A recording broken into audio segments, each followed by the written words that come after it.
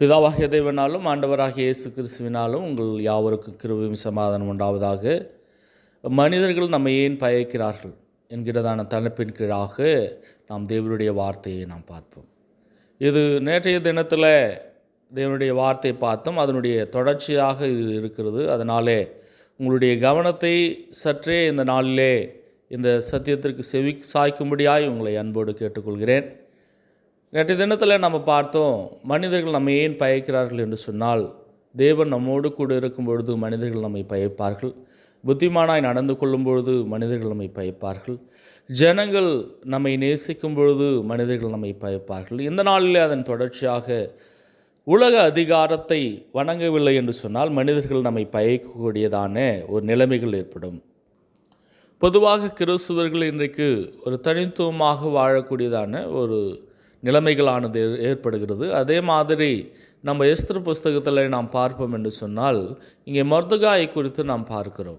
Esther 3ஆம் அதிகாரம் 4-5 நாம் பார்க்கும் பொழுது, இப்படி அவர்கள் நாளுக்கு நாள் அவனோடு சொல்லியும் அவன் தங்களுக்கு செவிகூடாத போது தான் யூதன் என்று அவன் அவர்களுக்கு அறிவித்தபடியால் மொர்தெகாயின் சொற்கள் நிலைநிற்குமோ என்று பார்க்கிறதற்கு அதை ஆமானுக்கு அறிவித்தார்கள். ஆமான் மொர்தெகாய் தன்னை வணங்கி நமஸ்கரியாததை கண்டபோது மூர்க்கம் நிறைந்தவனானான்.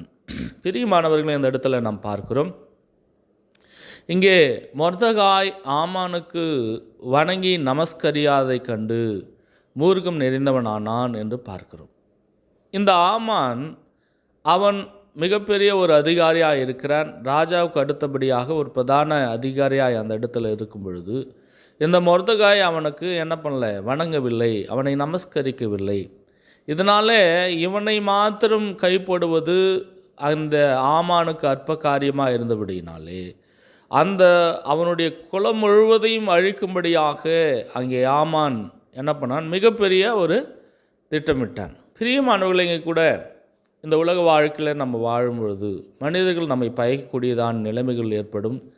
எப்படி என்று சொன்னால், நம்ம அவங்கள வணங்கி நமஸ்கரியாதை அவர்கள் கண்டபொழுது அவர்களுக்கு அந்த ஒரு வன்மமும் அந்த காழ்ப்புணர்ச்சி ஏற்படும் பொழுது நம்மை மேற்கொள்ளவும் நம்மை அழிக்கவும் அந்த மனிதர்கள் திட்டமிடுகிறார்கள். ஆனாலும் பாருங்கள், ஆமான் செய்ததான தூக்கு மரத்தில் ஆமானை போடும்படியான தேவன் என்ன பண்ணுறாருன்னா ஒரு நிலைமையை உண்டு பண்ணினார். பிரியமானவர்களை, இந்த நாளில் கூட நம்ம கூட நிறைய சூழ்நிலையில் தேவனுக்கு கீழ்ப்படிந்து நடக்கும் பொழுது, நம்ம தேவனை மாத்திரம் நம்ம சார்ந்து வாழும்பொழுது, நம்ம தேவனை பின்பற்றி வாழும்பொழுது நிறைய சூழ்நிலையில் நம்ம என்ன பண்ணுறோம், உலகத்தின் காரியங்களுக்கு நம்ம என்ன பண்ணுறது இல்லைன்னா அந்தளவுக்கு நம்ம வணங்குறதில்லை. அதனால் உலகத்தினுடைய அந்த விரோதங்கள், மனிதனுடைய எதிர்ப்புகளை நாம் பெற்றுக்கொள்வதாக இருக்கிறோம். மனிதனுடைய அந்த பொறாமைகளையும் பயங்களையும் நாம் பெற்றுக்கொண்டு மனிதர்கள் நமக்கு விரோதமாய் எழும்புவதுண்டு. ஆனால் அப்படி மனிதர்கள் நமக்கு விரோதமாய் எழும்பும்போது நம்ம தேவனுடைய சமூகத்தில் நம்மை தாழ்த்தி தேவனுடைய சமூகத்தில் ஒப்பு கொடுப்பது என்பது மிக மிக அவசியமான ஒன்றாக இருக்கிறது. இவர்களுக்கு அந்த முத்திரையானது, அதாவது ராஜாவின் முத்திரை போடப்பட்டது. ஆனால் அப்படி ராஜாவின் முத்திரையானது அங்கே போடப்பட்டிருந்த பொழுதிலும், யூத குலத்தை அழிக்கும்படியாக இங்கே பிரமாணம் எழுதப்பட்ட போதிலும், எஸ்தரும் அவருடைய மற்ற மொர்தெகாயும் யூத குல ஜனங்களும் அவர்கள் தங்களை தாழ்த்தி தேவனுடைய சமூகத்தில் உபவாசம் பண்ணி ஒப்பு கொடுக்கும் பொழுது தேவன் அங்கே என்ன பண்ணுறாருன்னா மிகப்பெரிய ஒரு விடுதலையை அவர் கொடுக்கிறவராக இருக்கிறார். பிரியமானவர்களை, இந்த நாளில் கூட நமக்கு விரோதமாய் மனிதர்கள் எழும்பொழுது நம்ம தேவனுடைய சமூகத்தில் நம்மை தாழ்த்தி ஒப்பு கொடுப்பது என்பது மிக மிக அவசியமான ஒன்றாக இருக்கிறது. அது மாத்திரமல்லாமல் நாம் அனைவரும் தேவனுடைய சமூகத்தில் நம்மை தாழ்த்தும் பொழுது தேவன் என்ன பண்ணுறாருன்னா, நமக்கு விரோதமாய் மனிதர்கள் நம்மை பயக்கக்கூடியதான ஒரு நிலைமைகள் வந்தாலும், விரோதமாய் மனிதர்கள் எழும்பினாலும், அதிகாரங்கள் நமக்கு விரோதமாய் எழும்பினாலும் அந்த அதிகாரத்தை கீழே தள்ளி போடும்படியாய் அந்த அதிகாரங்கள் நமக்கு ஏற்படுத்தினதான அந்த கண்ணிகளிலும் நமக்கு ஏற்படுத்தினதான அந்த தண்டனைகளும் அவர்களுக்கே கிடைக்கும்படியதான ஒரு சூழலை தேவன் என்ன பண்ணுறாருன்னா உண்டாக்குறவராக இருக்கிறார். இன்னொரு எடுத்துக்காட்டை நாம் பார்ப்போம் என்று சொன்னால், தானியேலை குறித்து இங்கே நாம் பார்க்கிறவர்களாக இருக்கிறோம்.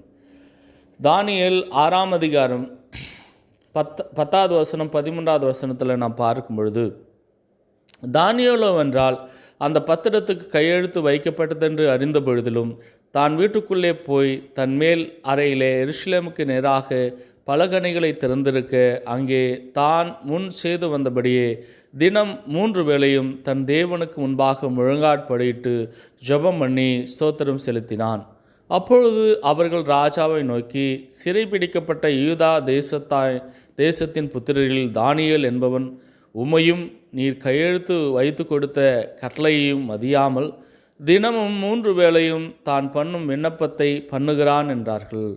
பிரியமானவர்களே, இந்த இடத்துல நாம் பார்க்கிறோம், தானியேல் என்ன பண்ணுறார்? பத்திரத்துக்கு கையெழுத்து வைக்கப்பட்டிருந்த பொழுது ராஜா வணங்கக்கூடாது, ராஜாவை மாத்திரம்தான் வணங்கணும், மற்ற காரியங்களை செய்யக்கூடாது, மற்ற அவர்களுடைய அந்த சொந்த தெய்வங்களை வணங்கக்கூடாது என்கிறதான ஒரு கட்டளை பிறப்பித்த பொழுதிலும் அங்கே தானியேல் என்ன பண்ணுறான்னா, எப்பொழுதும் போல எருசலேமுக்கு நேராக பலகணிகளை திறந்திருக்க அங்கே தான் முன் செய்து வந்தபடியே தினமும் 3 வேளையும் தன் தேவனுக்கு முன்பாக முழங்காற்படியிட்டு ஜெபம் பண்ணி ஸ்தோத்திரம் செலுத்தினான் என்று பார்க்கிறோம். இந்த செய்தி தானியேலுக்கு விரோதமாக இருந்தவர்களுக்கு என்ன விரோதமாக இருந்தவர்கள் ராஜாவுக்கு அறிவிக்கிறதான வேளையிலே அங்கே ராஜாவால் எதுவுமே பண்ண முடியல.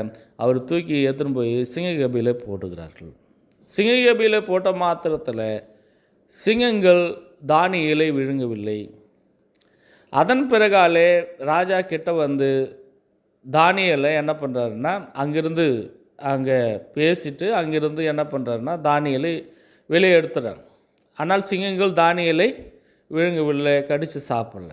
அதன் பிறகாலே இவர்களுக்கு விரோதமாக இருந்ததானே அந்த மனிதர்களை மறுபடியும் சிங்ககபியில் போட்டார்கள். அங்கே சிங்ககபியில் விழுவதற்கு முன்பாக சிங்கங்கள் என்ன பண்ணிச்சுன்னா அந்த மனிதர்களை பீறி போட்டது.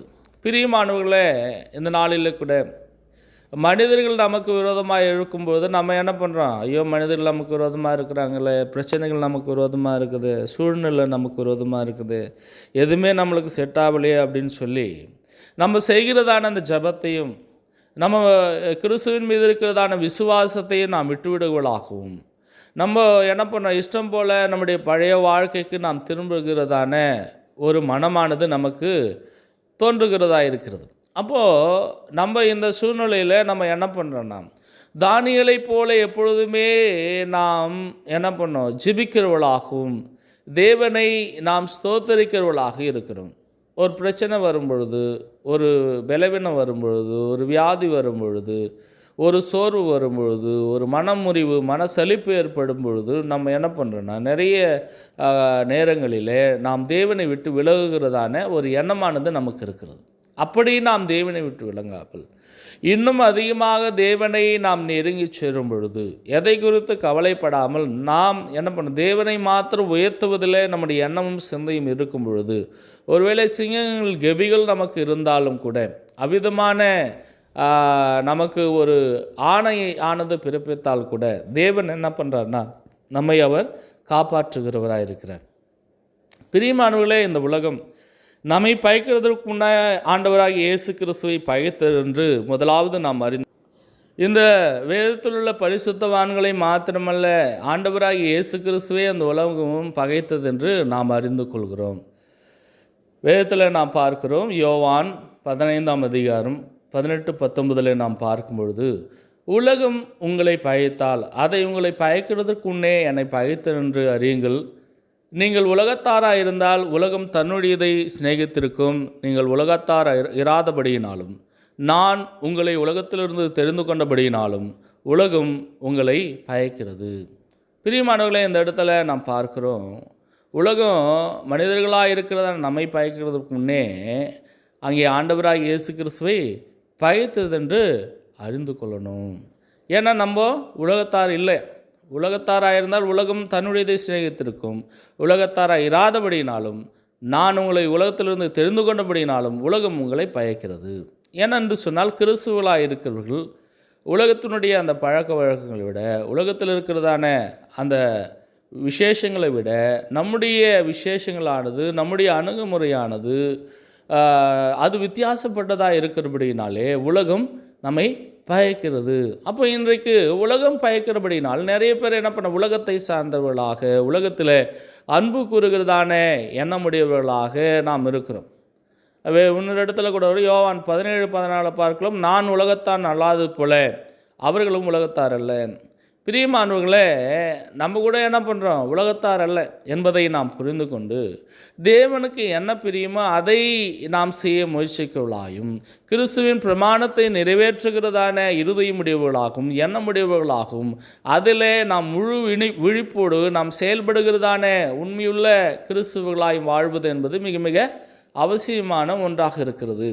அப்போ இன்றைக்கு உலகத்தில் இருக்கிறதான காரியங்கள்லாம் அது ஒழிந்து போகிறதா இருக்கிறது. எப்பொழுது நீ உலகத்தில் நம்முடைய நாட்டம் இருக்குமோ அப்பொழுது நம்முடைய இருதயத்தில் பிதாவின் அன்பு இருக்காது. ஆனால் உலகத்தை நாம் விட்டுவிட்டு தேவனை மாத்திரம் சாரும் பொழுது பிதாவின் அன்பானது நமக்கு அதிகமாக கடந்து வருகிறதா இருக்கிறது. வேதத்தில் நாம் பார்க்கிறோம், 1 யோவான் 2:15, 16, 17 நாம் பார்க்கும் பொழுது,